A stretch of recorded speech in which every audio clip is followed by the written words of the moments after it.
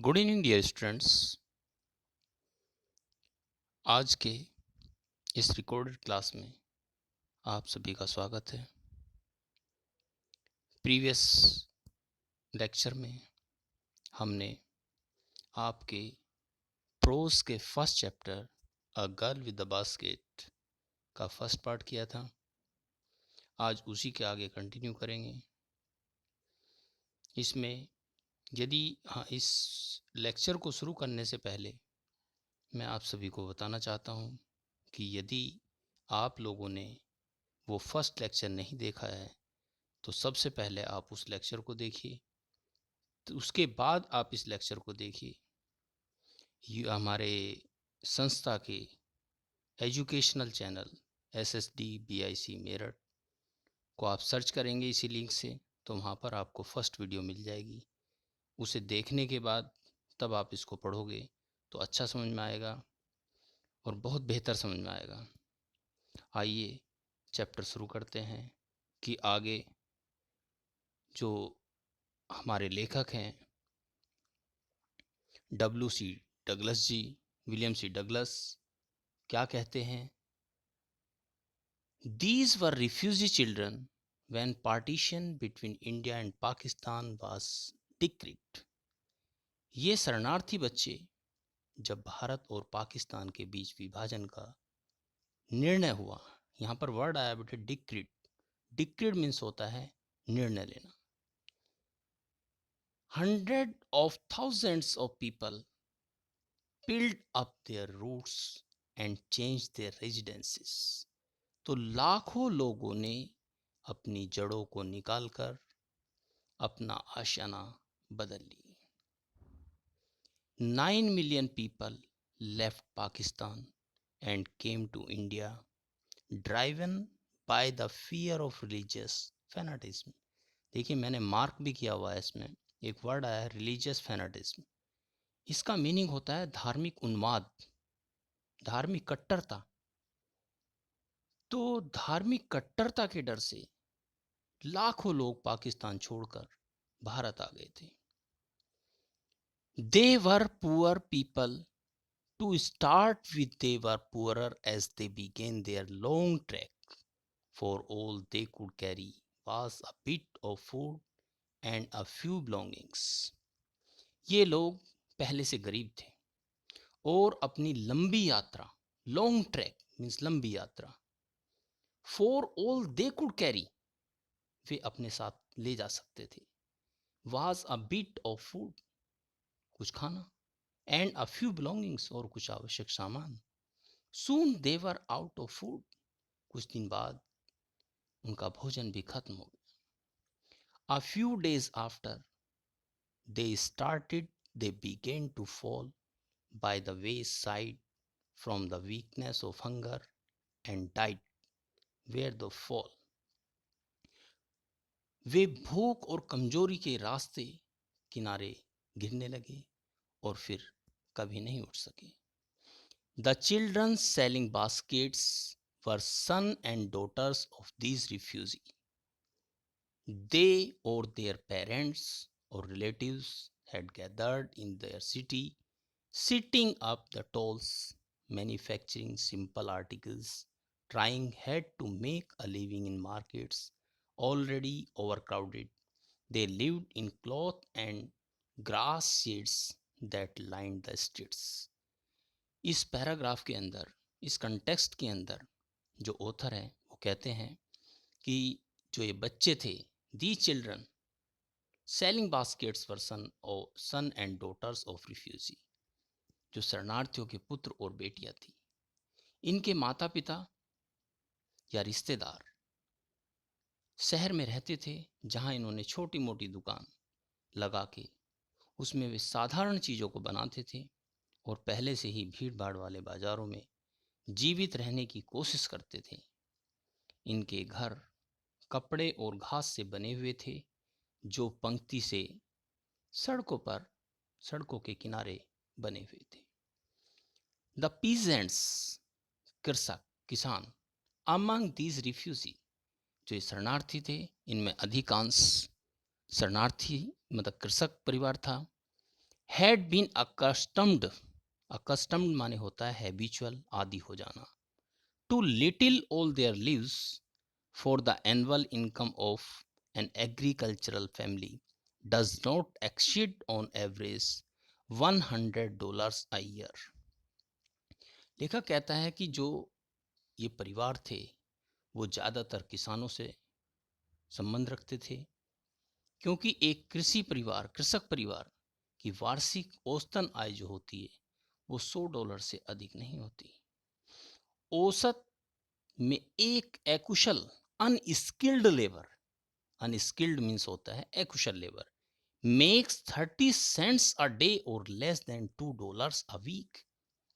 लगभग 30 सेंट, ये मुद्रा का नाम है, जैसे हमारे यहाँ रुपया होती है इस तरीके से वहाँ पर सेंट होता है, और लगभग उसका जो मूल्य होता है वो ₹1.5 के लगभग बराबर होता है। There is one meal a day, वो एक समय का भोजन करते थे, जो कंटेन करता था उनका भोजन, क्या क्या उस भोजन में होता था। There is one meal a day, an onion, a piece of bread, एक प्याज होती थी, एक रोटी का टुकड़ा होता था, a bowl of pulse with the milk, और दूध के साथ दाल का एक कटोरा होता था। Perhaps a bit of goat cheese, no tea, no coffee, no fat, no sweet, no meat. और इसके अलावा शायद बकरी का दूध का बना पनीर, और कोई चाय नहीं, कोई कॉफी नहीं, कोई बटर नहीं, और कोई मिठाई नहीं, और कोई मांस नहीं।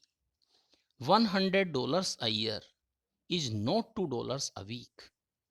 एक साल के अंदर लगभग 52 वीक्स होते हैं, और यदि हम 52 को 2 से मल्टीप्लाई करते हैं तो 104 बैठता है, और लगभग उनकी 100 मतलब डॉलर कमाई होती थी, लगभग यानी कि $100 भी नहीं हो पाती थी।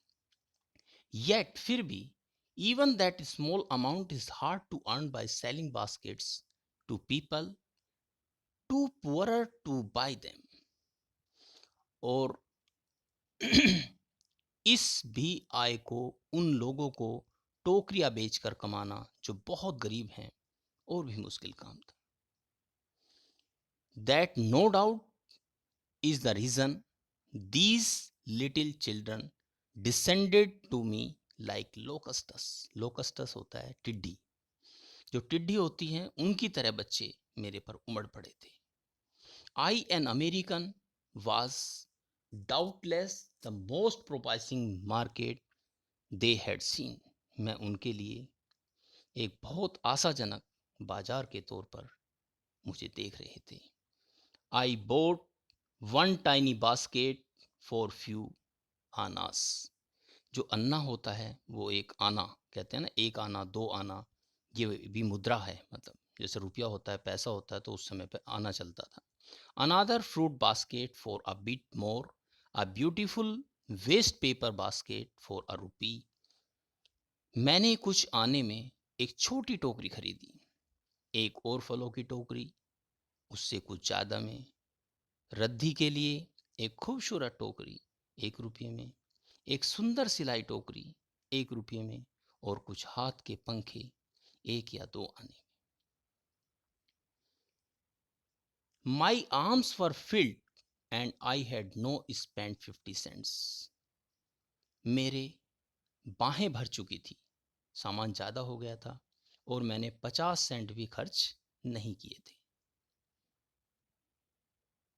The children passed in shouting their wares, wares माने होता है जो उनके सामान थे बने हुए।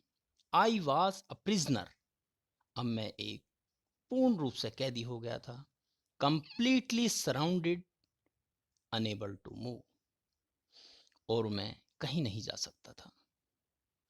The most diligent aggressive vendor, word I have diligent, diligent होता है मेहनती, एग्रेसिव आक्रामक, वेंडर विक्रेता, was a beautiful girl of 9 right in front of me। इसमें से एक मेहनती, आक्रामक और विक्रेता मेरे सामने खड़ी 9 साल की एक सुंदर लड़की थी।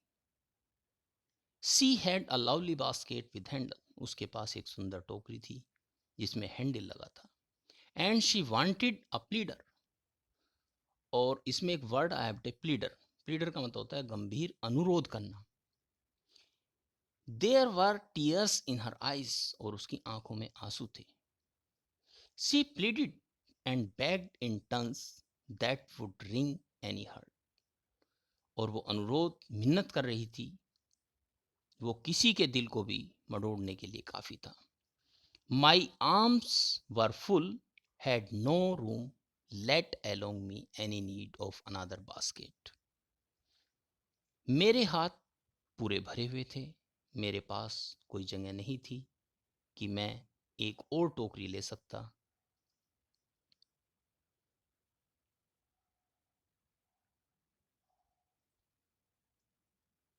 Least my right arm coat pocket and got a handful of change, perhaps 15 cents in all, which deposited in the basket that young girl held imploringly before me। मैंने अपने दाहिने हाथ कोट की जेब में डाला जहां कुछ छूटे पैसे पड़े हुए थे। वे शायद लगभग 15 सेंट के बराबर थे। मैंने वो सभी टोकरी में डाल दिए जो उस लड़की ने याचना के साथ मेरे सामने खड़ी हुई थी। I tried to explain that I could not buy the given. This child of 9, dressed in rags and the age of stress, मतलब as of starvation।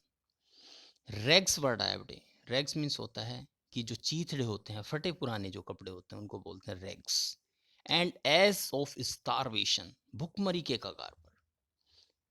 Her chin reached into the basket, and with all the pride and glorious graciousness of a lady, had handed the money back to me। अपनी ठोड़ी उठाई, अपनी टोकरी में हाथ डाला और गर्व और दयालुता यानी प्राइड एंड ग्रेशियसनेस के साथ उस लड़की ने वो पैसे मुझे वापस कर दिए। There was only one thing I could do, I bought the basket. अब केवल मेरे पास एक ही रास्ता बचा था कि मैं उस टोकरी को खरीद लूं। She whip her eyes, smiled and dashed down the platform. अपनी आंखों को पूंछा, स्माइल्ड मुस्कुराई और डैश्ड डाउन द प्लेटफॉर्म, तेजी से प्लेटफॉर्म पर उतर गई। Headed for some grass hut that would have at least 30 cents that right. उस फूस की झोपड़ी की ओर रुक किया जहां आज कम से कम उनके पास 30 सेंट थे। I told this story to prime minister. मैंने ये कहानी प्राइम मिनिस्टर पंडित जवाहरलाल नेहरू को बताई। I told him it was one reason I had fallen in love and India. जिससे मैं भारत को प्यार करता हूँ, ये कहानी मैंने पंडित जवाहरलाल नेहरू के साथ शेयर की। The people I saw in India, जो व्यक्ति मैंने भारत में देखे, those in the villages as well as those in high office, जो गांवों में थे और उच्च पदों पर आसीन थे, have both pride and lovely sense, दोनों के पास गर्व और शालीनता, डिसेंसी ऑफ सिटीजनशिप, राष्ट्रीयता की जीवंत भावना थी। They also have a passion for independence, और उनके पास स्वतंत्रता के लिए जुनून, पैशन मीन्स होता है जुनून। This beautiful child born in squalor and poverty, यह लड़की शायद गंदगी और गरीबी में हुआ था। इसका जन्म uneducated in both grammar and manner, व्याकरण और शिष्टाचार में जो अशिक्षित थी, had given me a glimpse of warm soul of India, ने मुझे भारत के एक सुखद आत्मा की झलक दी। Thank you so much dear students. आज का लेक्चर ख़त्म होता है। आप इन दोनों पार्ट को, पार्ट फर्स्ट और सेकंड को, a girl with the basket written by William C Douglas, को अच्छी तरह से अध्ययन कर सकते हैं। मैंने आपको बेहतर से बेहतर वीडियो बना करके देने का प्रयास किया है। सर्वप्रथम English context, then explanation with Hindi. मुझे उम्मीद है कि आपके लिए ये वीडियो पेनिशिया का काम करेगी, रामबाण का काम करेगी। आप अपने ज्ञान में वृद्धि करिए, इसका लाभ उठाइए। मिलते हैं नेक्स्ट वीडियो में। Thank you so much.